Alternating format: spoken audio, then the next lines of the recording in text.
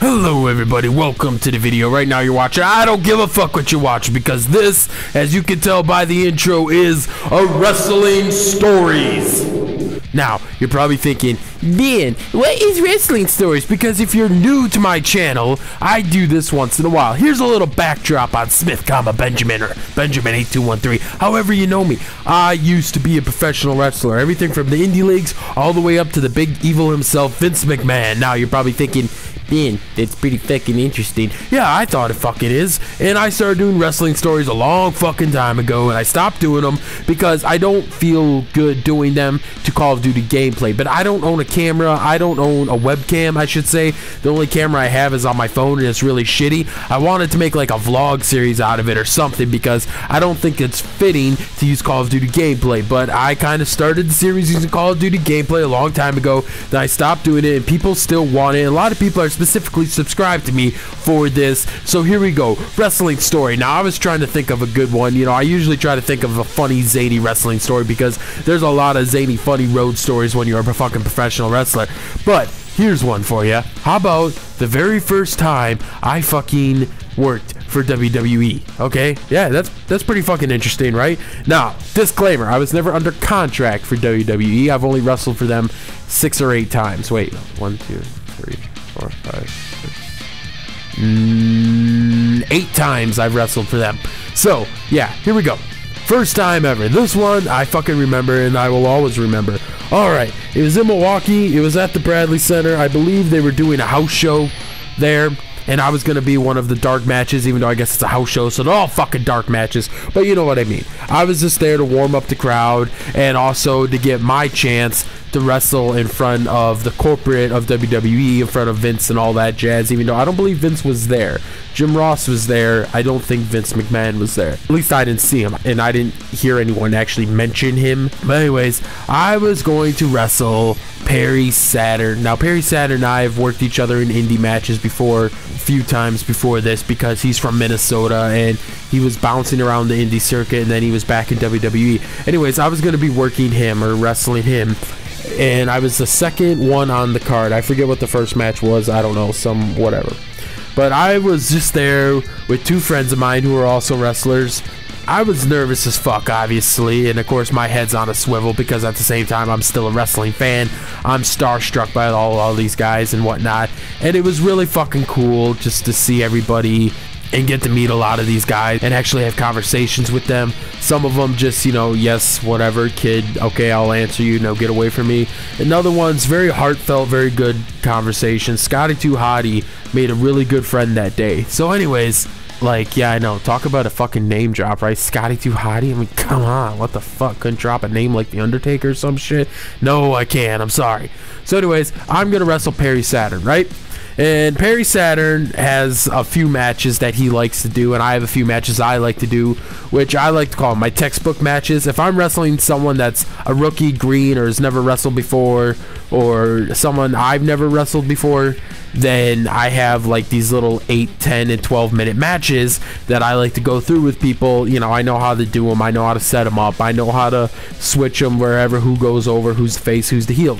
Anyways, I was going to be the heel. Saturn was going to be the face because obviously the crowd knew Saturn. The crowd did not know me. I come out to whatever generic rock music they gave me, you know, coming to the ring from Albany, New York, because that was my alias. For some reason, I picked Albany, New York, because I figured that was kind of fucking different. Blah, blah, blah, blah. And everyone's just like, whatever, right? Crickets chirping, whatever.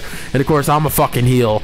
And now here's the thing. When you wrestle in front of 2,000 people, and I've wrestled in front of as little as 3 people, when you wrestle in front of those people, you have interaction with just about every single person in the crowd.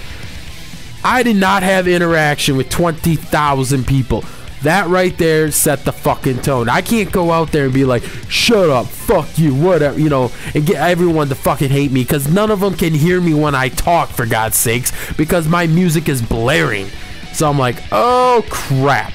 So of course I come down there and I fucking strut and I'm fucking just giving people evil eyes. I'm doing what I'm trying to fucking do and whatever, and I think to myself really quick, okay, the only way I'm gonna get heat is when Perry comes out, and when Perry comes out, they're gonna know him, at least cheer for him, and hopefully they kind of figure it out for themselves, because that's really part of the match, is, you know, setting up that black and white good versus evil. So anyways, especially for the match we had worked out. Well, I have done this little textbook match, and we used one of mine. It was my 8-minute match. I can tell you move for move what this match is and how it's supposed to go to this day. I can fucking tell you. It is embedded in my memory. It is part of my fingerprints. It is part of my DNA, alright? Anyways, there's opening spot, which is called the Memphis, and I have the Memphis opener, and then I have the guy, after I get back in the ring from taking my powder. I know, right? You listen to me, all my wrestling terminology. I'm a mark. But anyways, I get clocked in the head, and then I get clotheslined, and I get picked up, and then we run another set of spots. Alright, so here's the thing.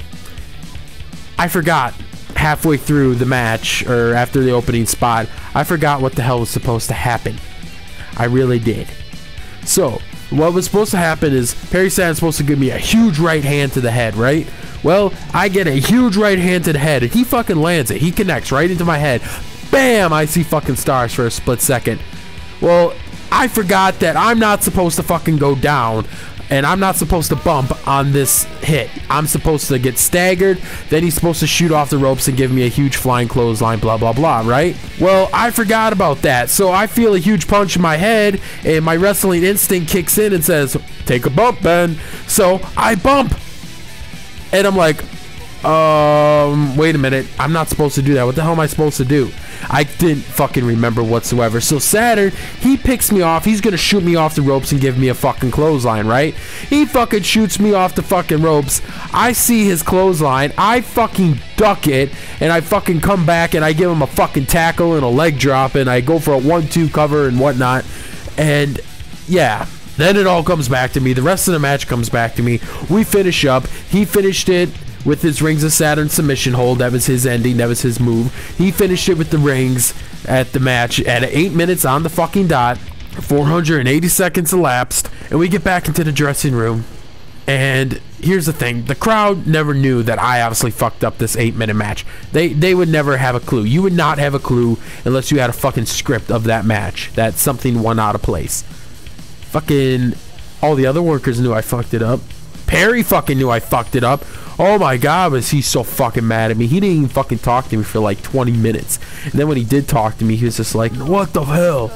And I'm like, oh, I'm sorry, man. He's like, you know, yeah, you know, yeah, no, yeah, you know, no. And I'm just like, yeah, I know, man. I know, yeah, I know. And yeah, man, fucking, yeah, Jim Ross comes up to me and he kind of gave me the, hey, you had a good showing out there. Keep your options open. You know, blah, blah, blah. Don't call us, we'll call you. And that was that. But I did end up going back there 7 more times, so I guess that means something.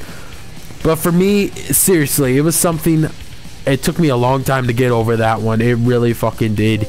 Like, it was bad. But I guess what makes the story kind of funny is, once again, I mentioned Scotty 2 Hotty. Scotty comes over to me and he goes, wow, that Perry Saturn's got a Hulk Hogan hand on him, huh? He punches you in your head and it's enough to make you bump, huh? Whoa, what kind of fucking lead does he have in his fist, huh? Or something like that, you know? It's just like, shut the fuck up, okay? You've never made a fucking mistake? Seriously. It was just, yeah. It was embarrassing. That's all I can say. Well, hopefully you enjoyed it. I don't normally ask for likes for videos, but for wrestling stories I do, because a lot of likes means eventually I keep doing them. And if you want more, just let me know in the comments. You know, fuck the like system. Just go in the comments. Hey, did you like it? Do you want more? Whatnot. If you have any questions, feel free to ask.